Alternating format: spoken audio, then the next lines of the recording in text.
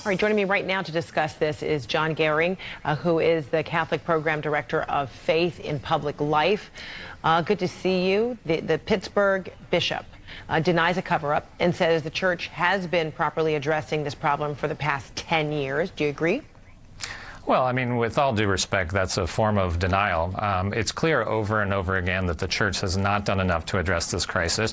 I mean, you can't read the details of this horrifying Pennsylvania grand jury report without coming to the conclusion that this is systematic and institutional evil that's been allowed to flourish. And so no one in the church has done enough, and Catholics have to speak out.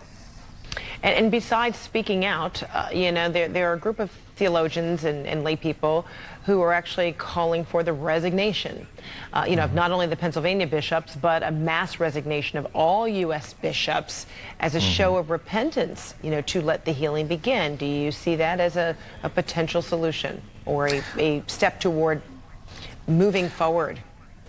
Well, certainly it'd be a powerful symbolic step. I think we need to get to the structural problem, which the church has shown time and time again that it cannot police itself. And so I think we need more independent outside investigations. We need more lay Catholics who are not part of the clergy at tables of decision-making, making sure that there's accountability and transparency. So that would be a powerful symbolic move, but I think we need to get to a structural reality change. So as a Catholic, how are you coping with this latest round of abuse allegations? You heard from the one parishioner who says, she feels shame, and at the same time, she remains, with her faith. What has this done to you, this latest report? No. Sure. No, I mean, this is a period of anguish and anger and a sense of disbelief, honestly, that we're still here. I mean, personally, I'm going to stick with the church. I'm going to fight for the church that I love and I believe in. Like Cardinal O'Malley of Boston said, the clock is ticking, and there has to be a sense of urgency around this.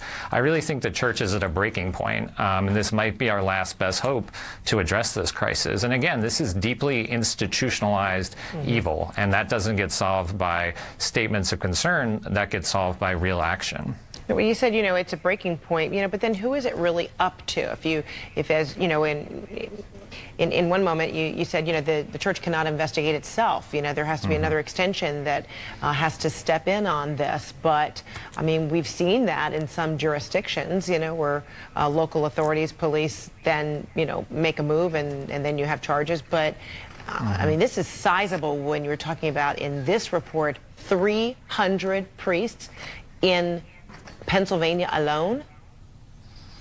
Right. I mean, the scale and scope of this is just horrifying. And again, statements of concern and sort of reform around the edges. I mean, this needs to be deep-seated structural change. And what that looks like, there's not an easy answer for that, and we're going to have to work through that. But if we don't get to the root of these problems, this is going to continue. And I think you're going to see more and more Catholics walk away. I mean, Catholics have lost patience.